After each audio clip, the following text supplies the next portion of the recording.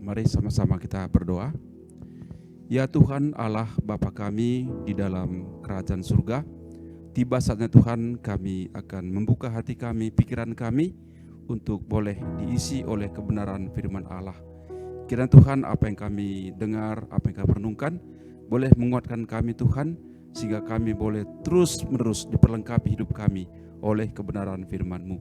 Hamba-Mu yang kecil dan tak berdaya apa-apa, Engkau beserta dengan dia Tuhan, agar setiap kata-kata yang keluar dari mulutnya, boleh itu memberkati semua kami, termasuk yang berbicara juga Tuhan, boleh berkat kembali dari apa yang direnungkan pada hari ini.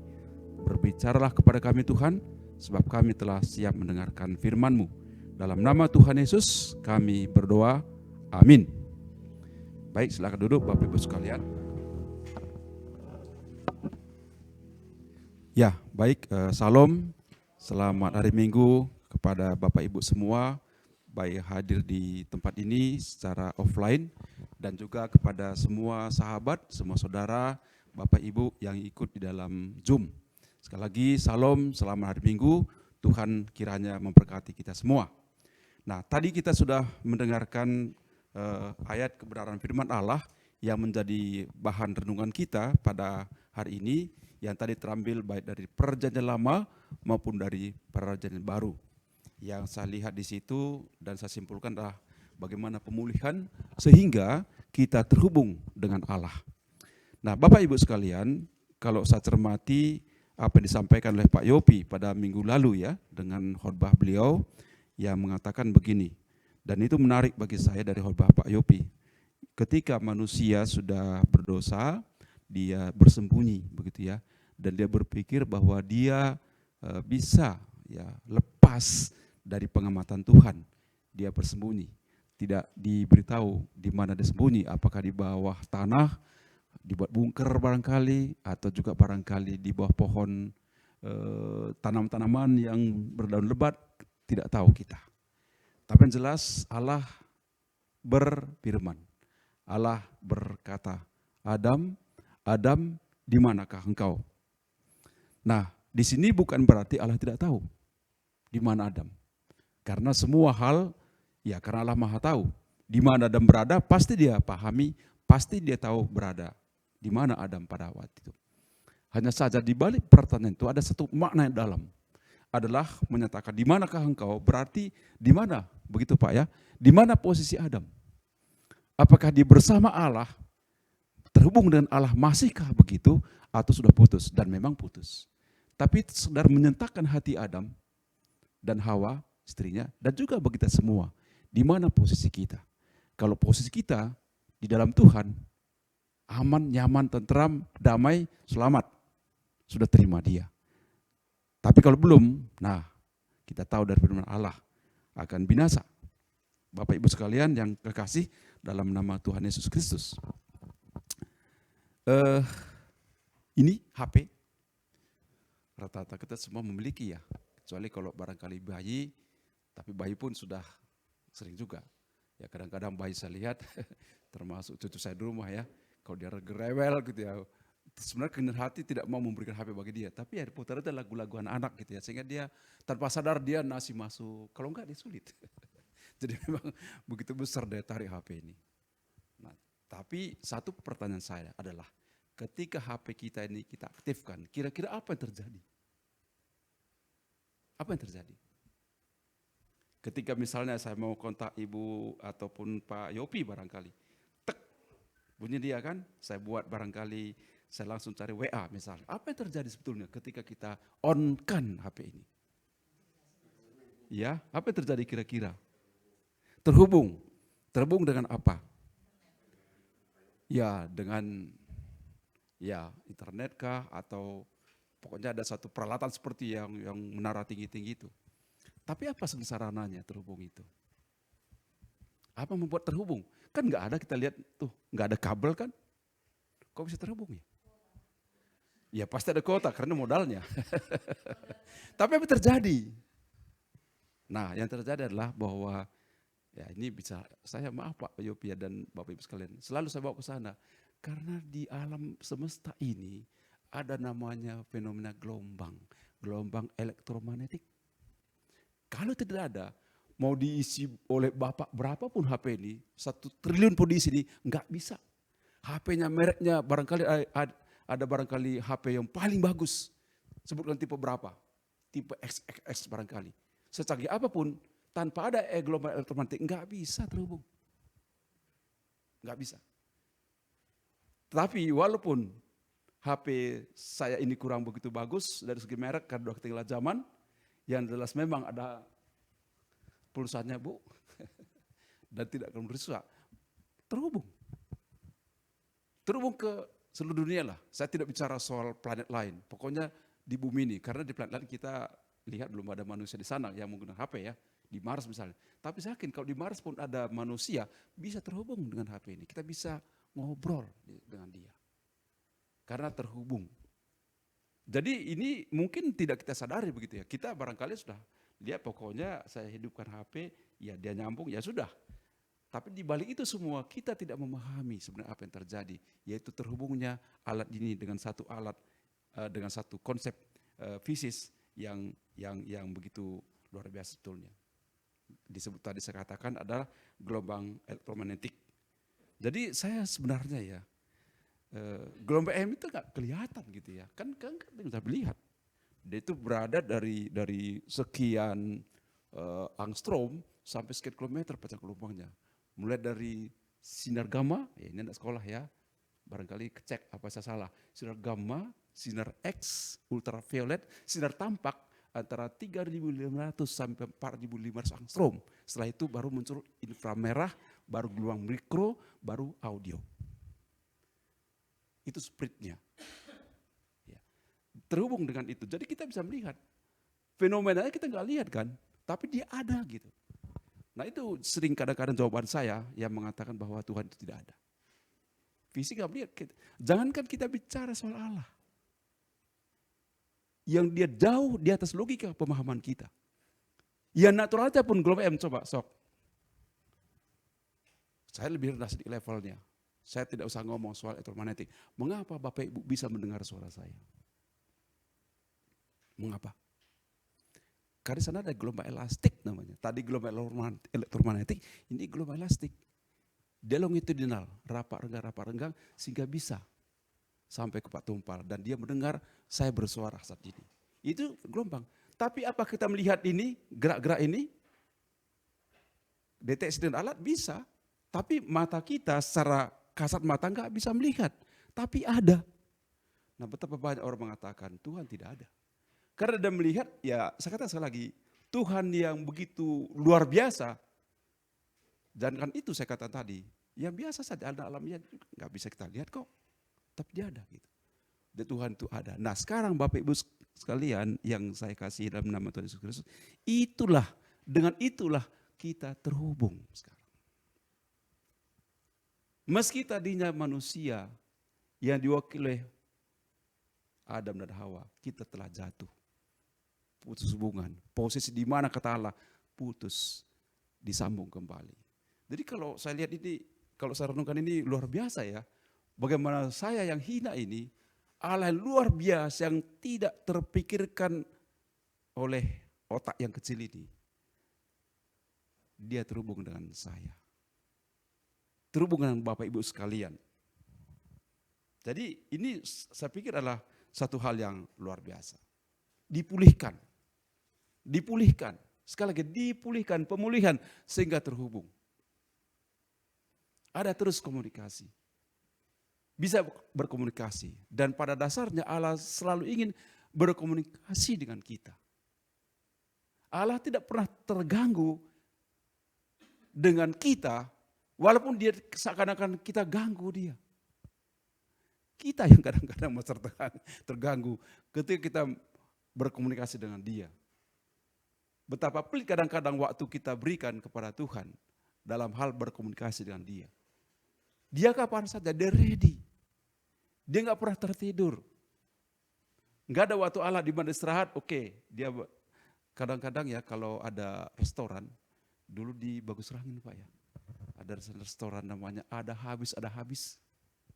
Kalau malam-malam jam 8, habis. Kalau pagi-pagi ada. Khas. Bagus Rangi dulu ya, sekarang ada habis. Begitupun kalau saya menghadap misalnya seorang yang saya rasa perlu dan dia barangkali atasan saya harus lihat, oh dia lagi ada. Tanya sekretarisnya, Bapak, Bu, oh dia sedang sibuk Pak. Oh dia sedang rapat. Jadi sulit sekali kadang-kadang bertemu dia. Kadang-kadang saya dulu waktu mahasiswa bertemu dengan dosen. Saya lihat kacamatanya ada di dalam, orangnya enggak ada. Lampunya hidup, dia enggak ada, enggak tahu kemana. Mungkin lagi kuliah, enggak tahu saya. Tapi rupanya dengan manusia ini yang rendah-rendah, yang mungkin saya kata rendah dibanding Allah tentunya ya, pun ada batasan waktu kita gitu. Tapi Allah ternyata itu ya, kapan saja. Itu sebetulnya mengatakan kepada kita betapa manis hubungan kita dengan dia. Bahwa dia tidak pernah mengatakan stop, jangan dulu. Oh saya lagi istirahat. Wah perhatikan waktu dong, enggak boleh sekarang. Allah enggak pernah berkata seperti itu. Dia tidak pernah batasi dirinya yang maha mulia itu dan kita yang hina. Dia tidak pernah memberi batasan apapun. Dia selalu bersedia bertegur sapa kita dengan dia. Kapan saja, di mana saja. Bahkan dalam keadaan-keadaan yang sulit pun dia tetap ada mengasihi kita. Luar biasa Tuhan sebetulnya. Hanya kita karena ditutupi oleh sesuatu yang membatasi kita, sehingga kita barangkali walau memahami, tapi tidak meyakini itu. Itu masalahnya. Jadi sekarang Bapak Ibu sekalian, saya sedang ingatkan diri saya dan juga Bapak Ibu sekalian bahwa Allah itu adalah Allah hidup. Dia tidak pernah memberikan waktu sisa bagi kita sehingga bisa kita pakai untuk berhubungan dengan dia. Selalu kita menjadi utama dalam diri dia sebetulnya.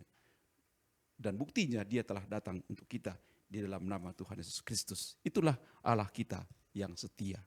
Jadi Bapak sekalian, bahwa pemulihan ini adalah sesuatu hal yang sangat penting untuk kita memahaminya. Pemulihan dengan Allah, terhubung dengan Allah. Ibarat HP tadi, kalau tidak terhubung, nggak bisa.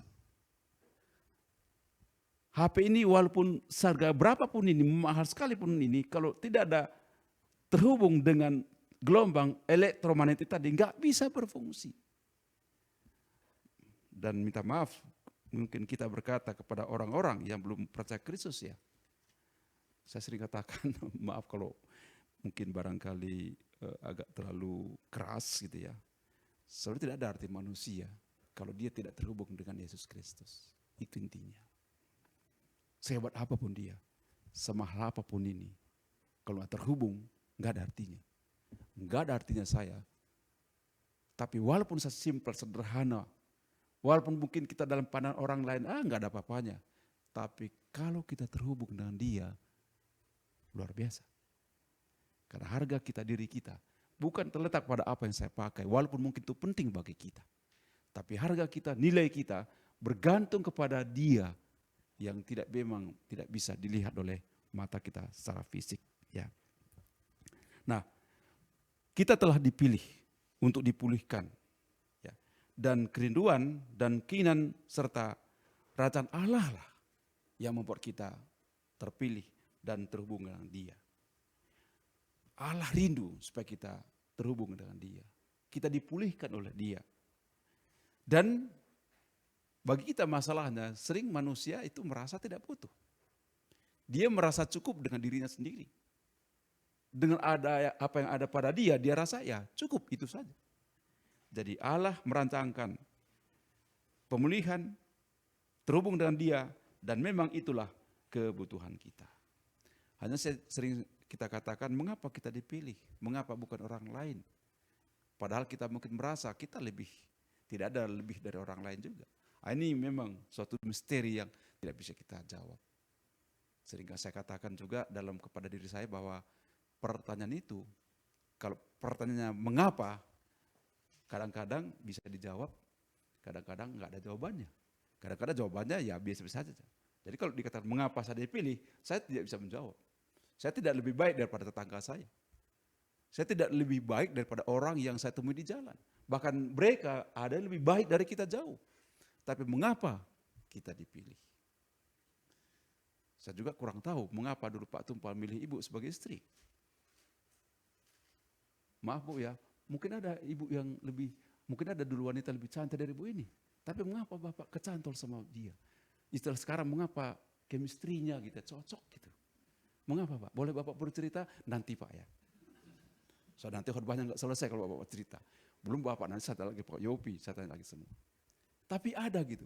Dan itu nggak bisa saya jawab. Bapak pun nggak bisa Bapak jawab barangkali. Mengapa Bapak tertarik pada dia? Tapi bukan dulu kawin paksa kan Pak ya. Artinya terpaksa dipaksa orang tua bukan ya? Kenapa ibu tertarik kepada Bapak? Misteri itu jawabannya. Nggak tahu kita.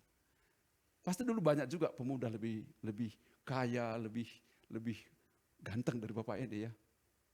Tapi mengapa ibu kecantol sama dia? Itu kita tidak tahu rahasianya. Jadi mengapa Allah memilih saya? Nggak perlu saya lagi telusuri mengapa. Yang penting adalah terima, yakini, syukuri, dan terakhir apa tadi dikatakan dalam 1 Petrus tadi ya, 1 Petrus berapa tadi itu?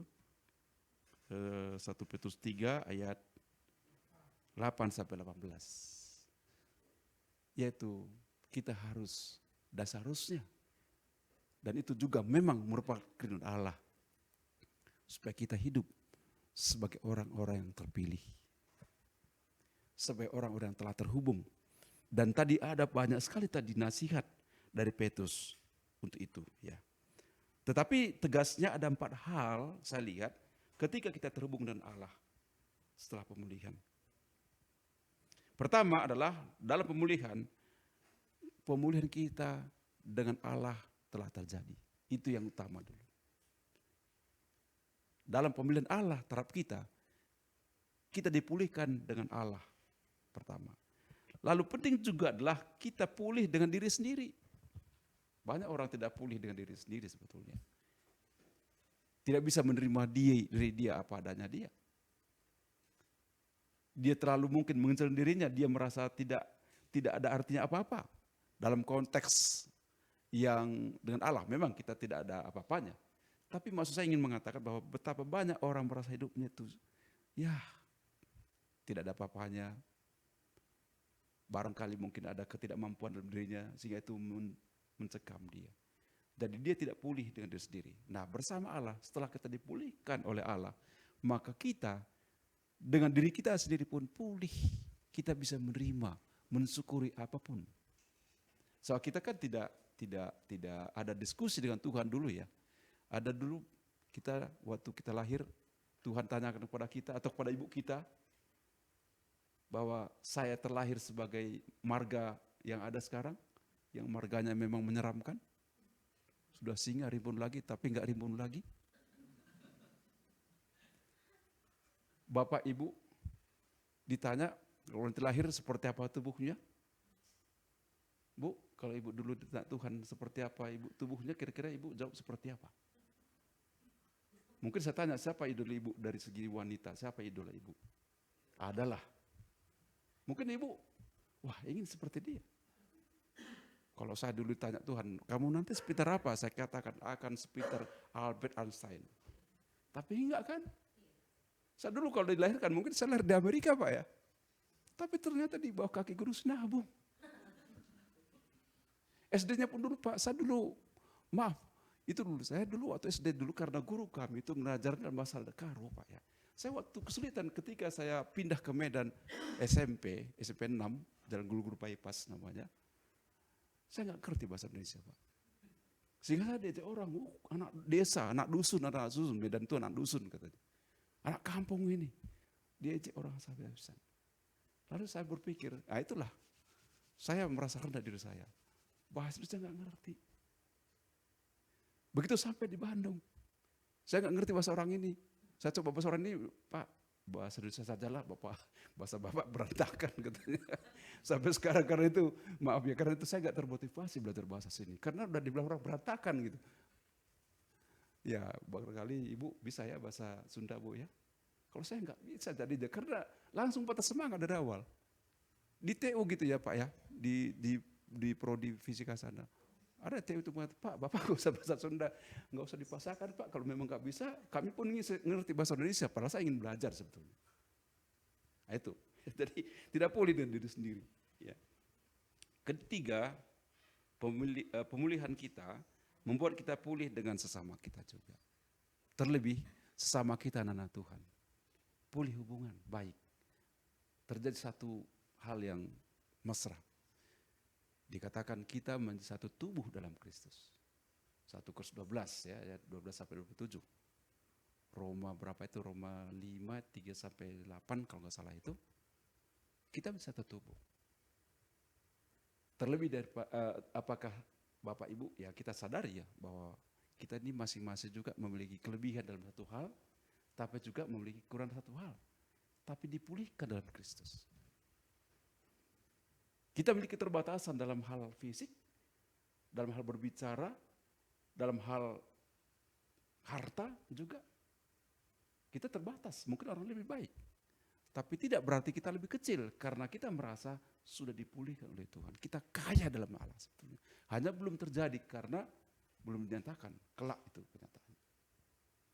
Bapak Ibu, semua kita dalam semua keterbatasan, kelebihan kita semua sama. Kita dipulihkan oleh pemikiran seperti itu. Pernah satu kejadian, ketika saya pergi ke bandara di Jakarta dulu, tiba-tiba di depan saya itu ada satu mobil yang bagus sekali. Barangkali harga itu ratusan juta pasti itu. Mungkin eman barangkali. Stop di jalan. Menghalangi sehingga orang tin. Semua orang kan buru-buru ke bandara. Takut terlambat begitu. Tapi mobil itu menghalangi. Si orang ada marah, kecewa gitu. Termasuk saya juga. Karena saya naik travel. Bentar lagi udah ini gitu. Pas memang mau masuk bandara tapi udah macet sekali. Lalu diketahui informasi bahwa ban mobil itu kempes. Karena apa? Bukan karena bocor, tapi rupanya karena peleknya itu rusak. Di situ nggak ada pula tukang tampal ban. Bayangkan mobil seperti itu, sebagus seperti itu, dihujat orang tanda petik karena gara-gara barang kecil. Betapa mahal. Saya berpikir itu bahannya berapa Pak tumpal ya, pelek mobil itu? 5.000? Peleknya Pak, yang itu di bannya itu yang ada kalau dipompa, iya pentil lah. Jutaan enggak Pak? Berapa itu kira-kira harganya Pak? 50.000, oke lah 50.000, taruhlah 100.000. Saya kan Bapak itu waktu itu ya, kalau misalnya ada orang bilang, Pak ini pentil 50.000 tapi Bapak mau enggak 1 juta? Saya kira mau dia. Karena penting sekali. Jadi bayangkan mobil yang mahal sekalipun enggak ada artinya kalau enggak ada kecil itu. Kalau dulu saya malah dulu 5.000 Pak. Tapi memang ini ya, mungkin jenis mobil itu barangkali karena mobil saya itu cuma 5.000 Pak, itu kayak karet itu. Jadi apa artinya maksud saya dengan ilustrasi seperti itu? Bahwa yang kecil sederhana itu pun sangat berarti. Jadi Bapak Ibu sekarang semua di sini, walaupun Bapak Ibu barangkali di sini hanya mendengarkan, dari sini tidak berperan rasanya dalam kebaikan kita, semua kita sama penting. Nah kalau kita sadar ini, itulah berarti sedang terjadi pemulihan diri kita dengan orang lain. Itu yang ketiga. Lalu juga terjadi pemulihan kita dan alam. Bukankah ketika Adam jatuh, rasanya bumi ini terkena kutuk ya. Kepada Adam dikatakan bahwa kepadamu akan ditubuhkan hanya apa? Duri. Dengan keringat. Engkau bekerja keras. Supaya tanah ini bisa menghasilkan untukmu sampai engkau kembali ke tanah. Karena dari sana engkau berasal. Jadi pulih hubungan kita kembali. Karena sebenarnya ketika manusia jatuh dalam dosa, kalau saya lihat dari ayat itu, sebenarnya rusak juga hubungan antara manusia dengan Allah. Jadi 4 hal, pemulihan dengan Allah, pemulihan dengan diri sendiri, pemulihan dengan sesama kita, dan pemulihan dengan alam. Itu terjadi. Nah, lalu apa yang dikatakan oleh Petrus dalam suratnya dalam 1 Petrus 3 ayat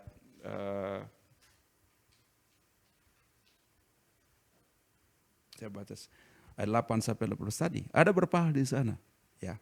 Dan akhirnya, nah di sini saya lihat kata akhirnya saya hubungkan dengan apa tema kita hari ini ya. Artinya setelah kita dipulihkan, maka akhirnya setelah pemulihan itu hendaklah kamu semua seia sekata, seperasaan, mengasihi saudara-saudara, penyayang, dan rendah hati. Ini saya lihat sebagai satu hal seharusnya terjadi, walaupun memang ini satu proses juga ya, kadang-kadang sulit juga. Tapi mestinya itulah idealnya kita ini. Sebagai orang-orang yang telah dipulihkan.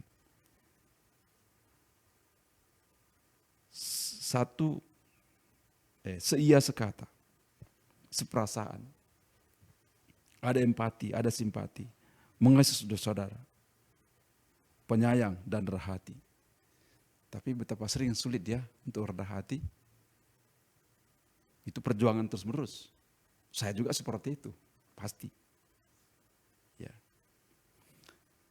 Dan janganlah membalas kejahatan dengan kejahatan atau caci maki dengan caci maki. Tetapi sebaliknya, hendaklah kamu memberkati, karena untuk itulah kamu dipanggil, yaitu untuk memperoleh berkat. Sebab siapa yang mau mencintai hidup dan mau melihat hari-hari baik, ia harus menjaga lidahnya terhadap yang jahat dan bibirnya terhadap ucapan-ucapan yang menipu. Jadi perenungan kita hari ini bukan berarti dengan kita diselamatkan, tetap selamat oleh darah Yesus. Tapi semestinya selamat, ini menjadi kehidupan kita sebagai orang-orang yang telah dipulihkan. Dan banyak lagi di situ, mungkin nanti barangkali saya berpikir bahwa setelah nanti kita pulang dari sini, coba ini barangkali di rumah masing-masing nanti kita renungkan lagi lah. Supaya kita menjadi seperti itu. Walaupun memang itu bukan keselamatan, tapi itu buah keselamatan kita, kehidupan baik. Terutama saya berpikir kita di sini adalah bahwa rendah hati. Ini sangat sulit. Sangat sulit sekali. Pernah dalam satu artikel kecil saya baca begini. Ya. Ada seorang ibu, dia dikatakan, mungkin Bapak Ibu barangkali kalau sudah pernah mendengar cerita ini, barangkali skip ya. Ada seorang ibu, dia sedang mengumpulkan kayu api untuk masak begitu ya. Terus ada seorang lewat, bapak-bapak, lagi olahraga, dia berkata begini, ibu tadi, Pak, tolong bantuin saya Pak, angkat dong barang-barang ini, kayu-kayu ini ke rumah saya, ke dapur, karena saya gunakan untuk masak. Lalu bapak itu mau, oh iya Bu, boleh, diangkatin, dibantu ya, kayu api tadi sampai di dapur gitu. Rupanya ada anaknya ibu ini, dia lihat, oh dia anaknya langsung masuk kamar, nggak berani lihat bapak itu. Terus ibunya tanya setelah bapak tentu selesai pekerjaan itu ya, ibunya tanya, nak tadi kenapa kamu nggak mau berterima kasih sama bapak itu? Kan dia sudah membantu kita, wajib dong kamu berterima kasih. Anaknya bilang, ibu tahu siapa dia? Enggak, karena baru lihat. Itu rektor kami Bu. Aduh, sampai ibu itu lemes itu ya, rupanya rektor. Kita kadang-kadang gak seperti itu ya, bukan rektor merasa diri kita rektor. Dia rektor merasa dirinya bukan ada apa-apanya. Itu satu wujud kerendahan hati sebetulnya. Saya belajar dari situ. Kenapa saya belum berhasil ya? Ya mungkin karena saya belum menjadi rektor barangkali. Tapi itu satu hal yang saya pikir menarik gitu ya, tentang apa arti kerendahan hati. Dan mungkin kita tidak seterapi pun gak apa-apalah. Tapi minimal dari kita, mari kita belajar rendah hati. Belajar memberikan kata-kata yang membangun. Kata-kata memberkati, bukan kata-kata mengutuk. Itu artinya apa? Kita sudah pulih dengan banyak hal. Itulah sebenarnya penyelesaian hidup kita yang harus kita capai. Meski bukan tujuan keselamatan, tapi ingat, itu buah keselamatan kita. Mari kita berdoa. Bapa yang Maha Baik, kami bersyukur Tuhan atas hari ini. Terima kasih untuk renungan sederhana yang sudah kami dengarkan. Kiranya kami boleh terus menyadari keadaan diri kami yang sudah dipulihkan, dan kami hidup sebagai orang-orang yang telah dipulihkan. Kami berdamai dengan Engkau, berdamai dengan diri sendiri, berdamai dengan teman-teman kami, terutama teman kami Siman, khususnya juga tentunya di gereja ini Tuhan, supaya kami boleh saling mengasihi, kami boleh saling berrendah hati dan diri kami boleh menjadi berkat dan memberkati. Dan kami juga boleh berdamai dengan lingkungan kami, bahkan dengan alam. Sehingga Tuhan, peran kami sebagai orang-orang telah dipulihkan, sungguh nyata. Dan itu menjadi kesaksian hidup yang baik, dan menjadi kemuliaan bagi nama Allah. Terpujilah Engkau Tuhan, dalam nama Tuhan Yesus kami berdoa. Amin. Terima kasih, Tuhan memberkati.